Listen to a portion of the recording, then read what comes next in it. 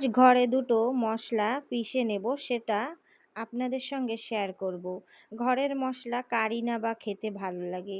এই জিরেগুলো ভালো করে ভেজে একটু ঠান্ডা করে মিক্সিতে পিষে নেব। দেখুন কি সুন্দর করে পিষে গেছে, কালারটাও কি সুন্দর আসছে। এটা কিন্তু তরকারিতে খুবই ভালো লাগে খেতে।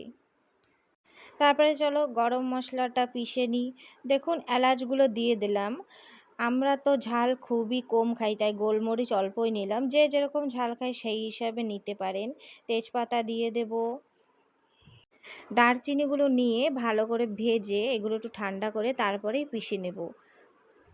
পেষার পরে কিন্তু এটার সুন্দর একটা গন্ধ আসে, আর এগুলো মাংসতে দিলে আলাদাই একটা টেস্ট আসে।